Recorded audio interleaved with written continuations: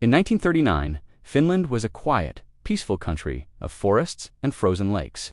But that peace was shattered when the Soviet Union invaded. The massive Red Army crossed the border, outnumbering the Finnish defenders by a huge margin. The world watched, expecting Finland to fall within weeks, but hidden in the endless snow was a secret weapon the Soviets never saw coming. A man named Simo Hick. He wasn't a professional soldier, he was a farmer, barely over 5 feet tall, and known for being soft-spoken. His world was hunting and tending his land, not the chaos of battle. But Simo had spent his entire life in the unforgiving Finnish wilderness. He understood the snow, the biting cold, and the art of complete stillness. When the Winter War began, temperatures plunged to a brutal -40 degrees.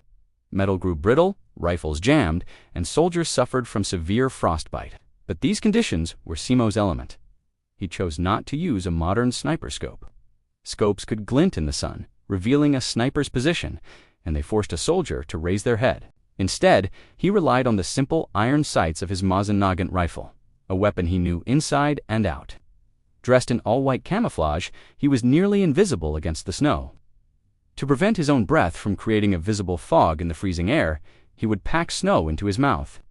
Before the sun rose, he would find his spot, sometimes letting the falling snow bury him, and wait. He would lie perfectly still for hours, a ghost in the landscape.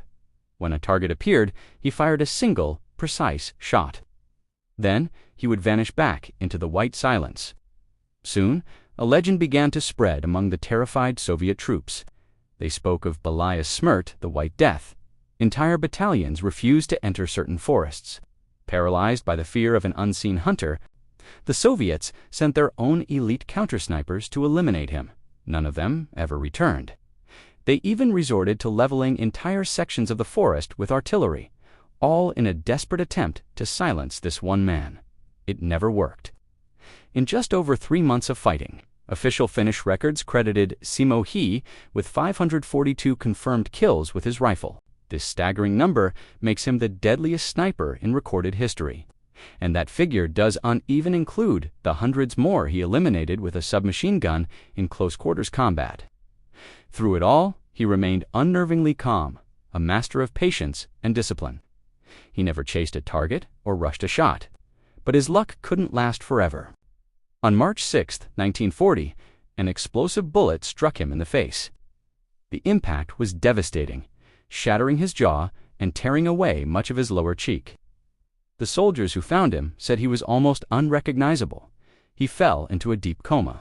He awoke 1 week later, on the very day the Winter War ended.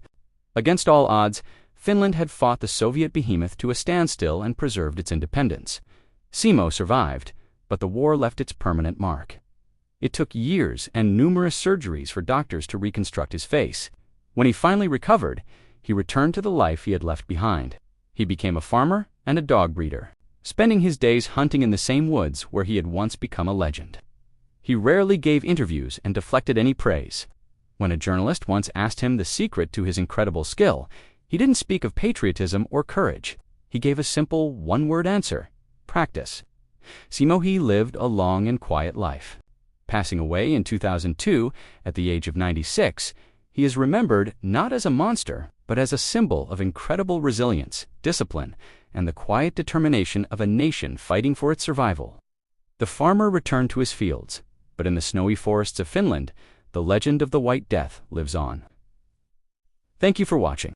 If you found this story as incredible as we did, please like and subscribe for more.